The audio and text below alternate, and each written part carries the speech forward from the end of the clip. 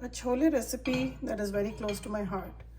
This was taught to me by my perima, my taiji, and I don't remember making chole any other way.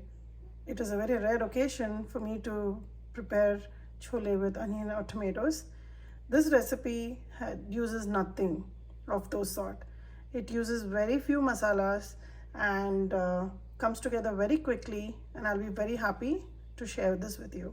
Let's see how to make it. 1 cup chickpeas. I'm going to soak it, wash a couple of times and soak it overnight. This 1 cup of chickpeas is good enough for 3 people.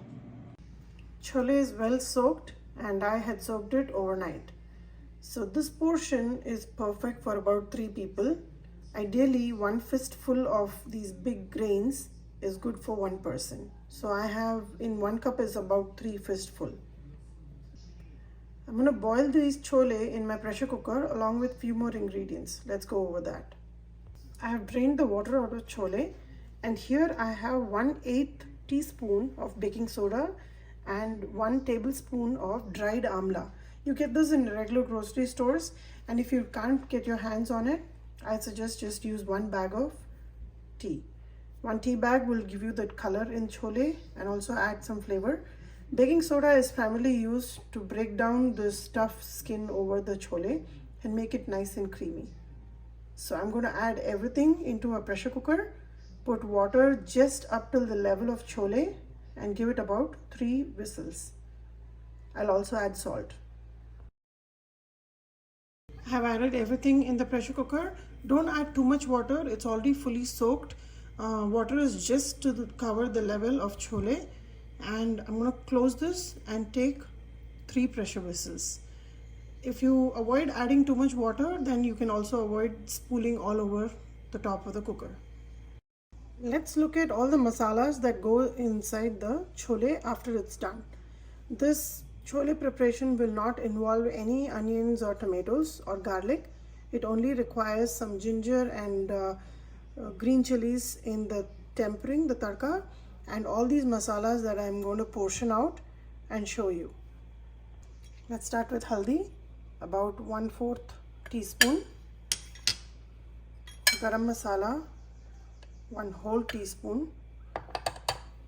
Chili powder, 1 whole teaspoon. Dhania jeera powder is about 2 teaspoons. Amchur is the biggest flavoring in this chole. So we'll add about 1.5 teaspoon of amchur, and rock salt, which is also black salt, about 1/2 teaspoon. I've already added salt, but this salt is primarily for flavoring. All these masalas will go inside the tadka, and the whole tadka will be poured into the chole once it's done. I'm going to take 1 tablespoon of the chillis that I chop and freeze, and about 1 teaspoon of ginger, which is again chopped. You can chop it in your food processor and then freeze it, so it gives you a little bit longer shelf life. These two will go in the tadka, and for the tadka I'm going to use peanut oil, and I'll use about 1/3 cup of oil. I know it's a little bit much, but chole is a weekend indulgence and I think it's okay. The pressure cooker has settled and the button has gone down. Let's open and check on the chole. There you go. It's really well cooked. It should be very smooth in terms of its texture. So let's check on that. So if you take a chole and just gently press, it should just break down. This is a very creamy consistency, which is what we look forward to in a chole. Let's set this aside and work on the tadka. In my small kadai here, I've taken about 1/3 cup of oil. For this portion of chole, you will require this much oil. It's a once in a week or once in a couple of weeks indulgence, so why not? So let it heat up. I'm going to add the ginger and chilies once it's hot, followed by all the masalas and also some Ajwain, which is carom seeds. While the oil is heating up, make sure the chole is also on a low flame on another burner and let it continue to boil. Oil is fairly hot.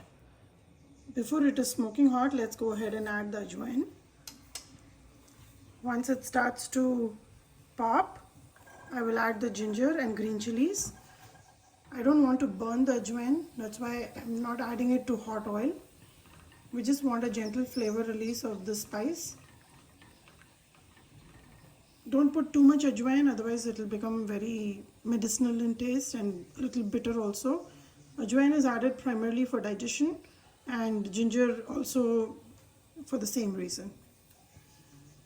So right when the ajwain is floating on top, add the ginger. It comes pretty quickly. Add the green chili, and before it is all roasted away, add all the masalas. Mix it all well. And once that is done, add this whole tadka into the chole.